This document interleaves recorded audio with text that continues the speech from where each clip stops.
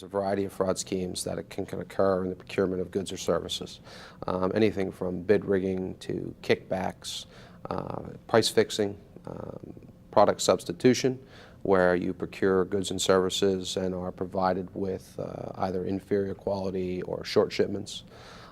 There are conflicts of interest that occur within the procurement process where an individual can contract with a family member or a friend or with a company that doesn't exist. Many times we have what we would call a phantom vendor scheme in the procurement fraud area where someone would procure goods or services from a company that doesn't exist, that was in fact created by the employee, where they are processing cash disbursements to these companies for a product that has never been sent.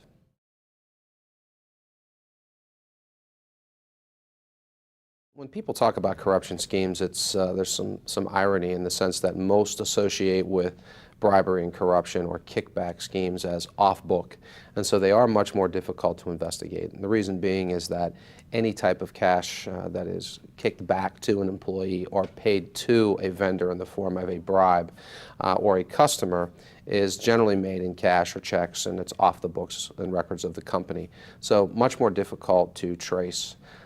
But when we look at those types of frauds, they are unique in the sense that they generally do impact the books and records at some point by means of inferior quality product, short shipments, paying of exorbitant rates for services or materials that you're buying.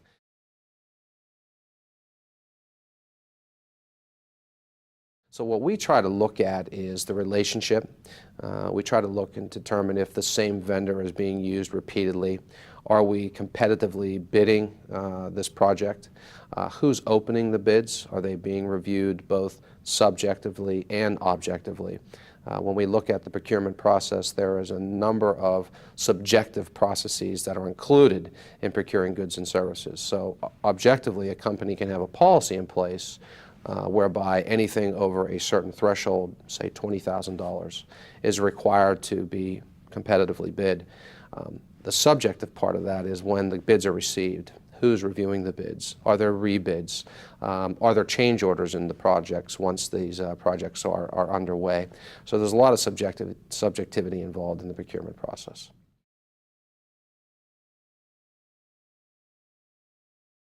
When it comes to procuring goods and services, fraud examiners provide valuable resources to any company that is looking to implement policies and procedures around the procurement of goods and services. And I say that because generally we've been exposed to a variety of fraud schemes that we bring a lot of inherent knowledge around internal controls that should be implemented and or designed to reduce the risk. So some of the things that we often suggest are, number one, to have a policy. Employees need to be made aware that a policy exists, and they need to be able to establish expectations and guidelines. Otherwise, sometimes they'll go off to their own devices and make their own decisions when it comes to procuring goods and services. Secondly, when it comes to educating employees, we need to educate them about how the procurement process should be followed.